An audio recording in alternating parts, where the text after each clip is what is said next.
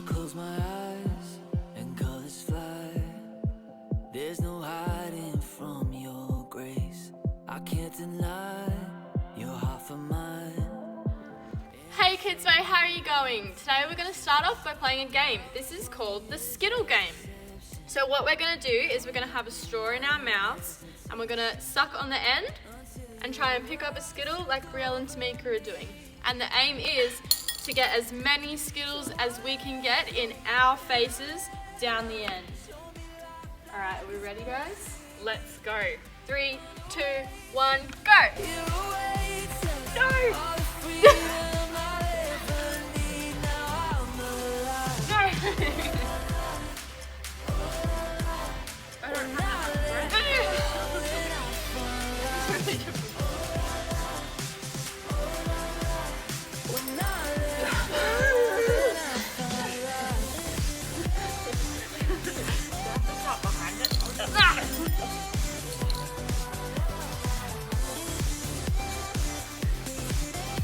I'm only coming up with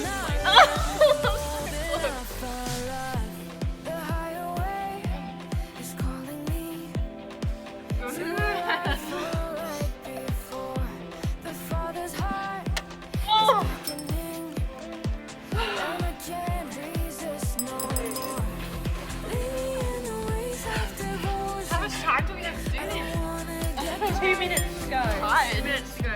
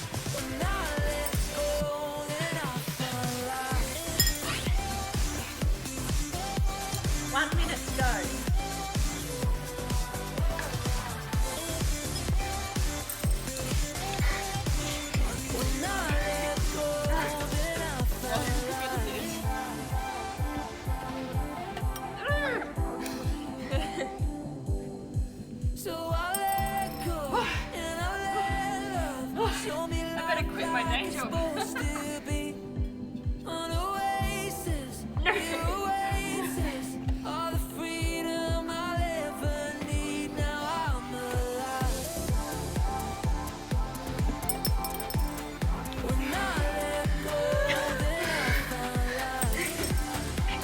Okay, 10 seconds to go.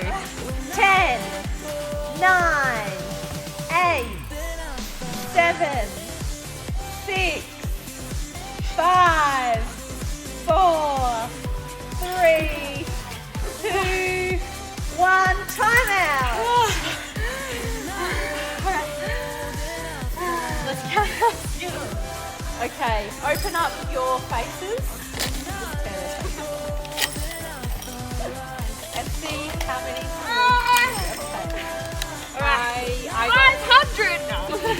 I got 4. Wow. 9. I have 1. Wow. Difference. Good work. That means Brielle is the winner. Good job, Brielle. I get to eat my Skittles. Yes. Thanks, Pastor Grace. So we just played a game that involved Skittles. Now, have you guys noticed that Skittles have every colour of the rainbow? So you've got yellow and orange and purple, red and green. Now, these make up all of the colours of the rainbow, which means they could be a rainbow. You know how the packet says taste the rainbow? Well, what we're going to do now is we're going to add some hot water to these Skittles and see what happens.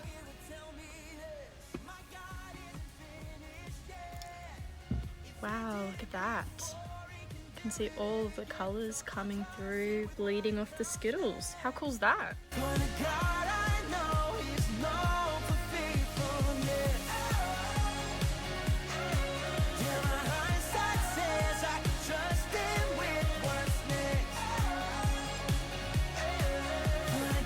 So today's story involves a rainbow. and we're going to talk about the rainbow of God's promises. Grace, I promise that if you can run to the other side of the room and back in less than 30 seconds, I will give you a chocolate bar. Really? Because some chocolate would be pretty good right now. Yep. Okay, here you go. Wow, you did it! Ran to the other side and back in less than 30 seconds. Where's my chocolate bar? Oh, I was just kidding. There's no chocolate bar. Betty, that's not nice. I just You wanted to see you promised. run. I'm sorry, Grace. That's okay. Well, what are we learning about today? Well, you know what? Funny you should say that, because we are continuing to learn about faithfulness, which we started last week. Do you remember? Yep. Do you guys remember? Yeah, well, we learnt last week that faithfulness to God is always trusting Him, always loving Him first, and always wanting to please Him. Today, we are learning about God's faithfulness to us. And the way He is faithful to us, one way, is that He always keeps His promises. God always keeps His promises? Yep, He sure does. Why don't we take a look at a Bible story that tells us all about faithfulness? Many of you would have heard the story of Noah's Ark before, but have you ever thought about what that story tells us about faithfulness? Well, today we're going to find out. A new beginning. Time passed and many people filled the earth. Everyone, everywhere had forgotten about God and were only doing bad things all the time. God's heart was filled with pain when He saw what had happened to the world He loved. Everywhere was disease and death and destruction, all the things that God hates most. Now, Noah was God's best friend, which was odd in those days because no one else was. Noah listened to God, he talked to God, he just loved being with God, like you do with your best friend. Noah, God said, things have gone wrong. People have filled my world with hate instead of love. They are destroying themselves and each other and my world. I must stop them. First, we'll build an ark. Do you know how to build an ark? Neither did Noah. But luckily God knew, and God would show him. See, there's the plans for the ark right there. A storm is coming, God told Noah, but I will rescue you. I promise. I'll send the animals to you, ones that creep and crawl and slither and slime and gallop and hop and bound and climb. And don't forget to pack everyone's food. The storm was going to wash away all the hate and sadness and everything that had gone wrong and make the world clean again. God had thought up a way to keep Noah safe, but Noah would have to trust God and do exactly what God told him. So Noah built an ark. That's short for a very large boat. Noah's neighbours came out to watch and point and laugh because they didn't believe Noah about the boat or the storm or needing to be rescued. And Noah must have looked rather silly. His boat was in the desert. The desert was nowhere near the sea, and there wasn't even a cloud in the sky. Why would anyone need an umbrella, let alone a boat? Can you see how big that boat is? Look how high he is up. Crazy. But Noah didn't mind so much what other people thought. He minded what God thought. So he just did what God told him to do. When the ark was ready, God said, "All aboard!" And Noah's family and all the animals, can you see them there? Climbed inside. Then God shut the door. And it started raining for minutes that joined up into hours, that joined up into days, that joined up into weeks and weeks and weeks and weeks. And the rain joined up into puddles, that joined up into rivers, that joined up into lakes, that joined up into a flood that covered the whole world. Their boat that had once seemed so big suddenly seemed very, very small. But in the middle of the huge storm, in the crashing waves, in all the thunder and the lightning, Through it all, God was with them. And God kept them safe for 40 long days and 40 long nights. Finally, the rain stopped. The sun came out and Noah threw open all the windows. Hooray! Everyone shouted. Noah sent his dove out to explore, and it wasn't long before she brought him back a fresh olive leaf. Everyone knew exactly what that meant. She had found a tree and land. The water was going down. At last, the boat landed, quite suddenly, on top of a great mountain. As soon as it was safe, God said, "Out you come." And so they did, everyone skipping and dancing onto dry land. The first thing Noah did was to thank God for rescuing them, just as he had promised. And the first thing God did was make another promise.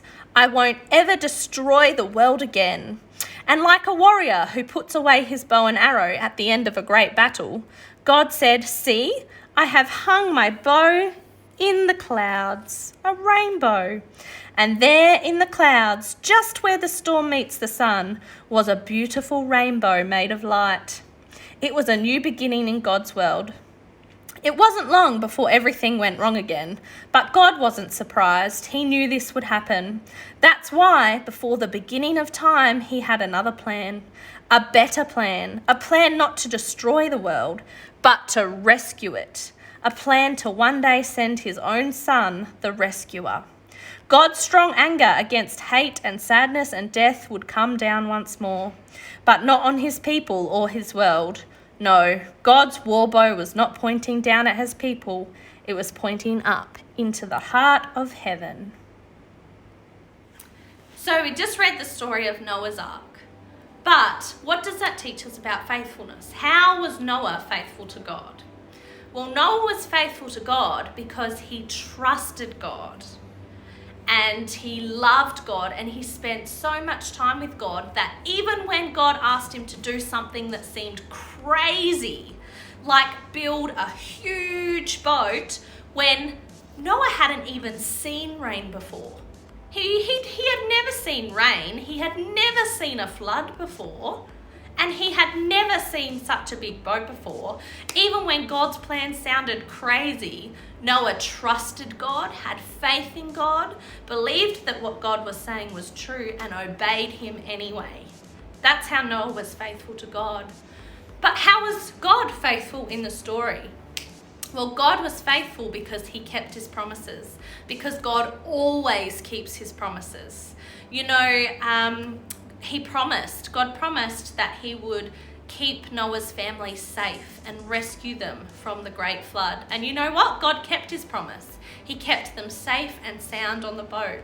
And then God made another promise. He made a promise that he would never destroy the world ever again.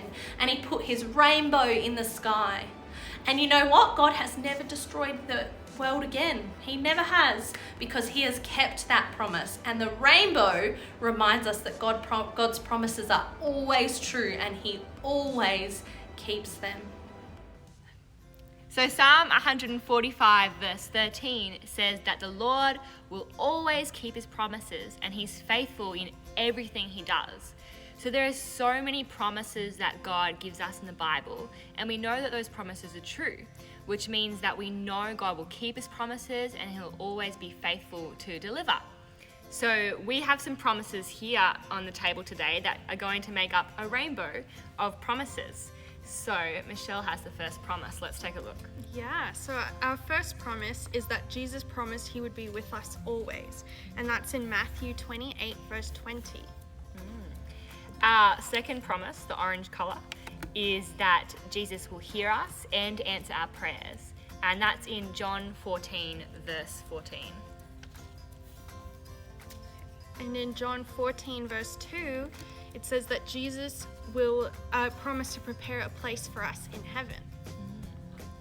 Another promise in the Bible, in Isaiah 53, verse 10, is that God promises to send his son, Jesus, to save us. And he has delivered that promise. Yep, and for our blue part of the rainbow, we have that God promises to take care of us, and that's in Matthew 6 verse 31 to 34. Another promise, which is one of the most comforting promises, is that God will always love us no matter what.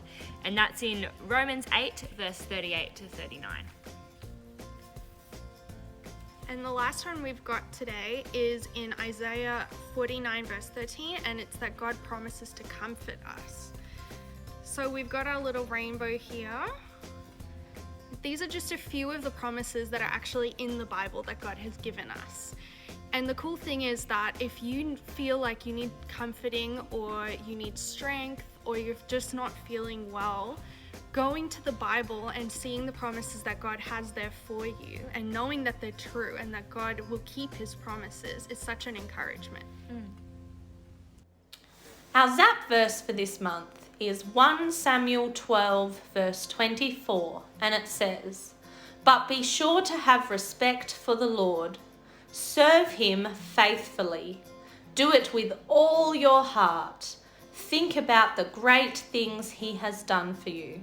Now remember, if you memorize the Zap verse and send me a video to grace@capitaledge.org.au of you saying it, then you will be added to the memory verse board. You will get a prize and you'll get to pie a leader in the face at the end of the month.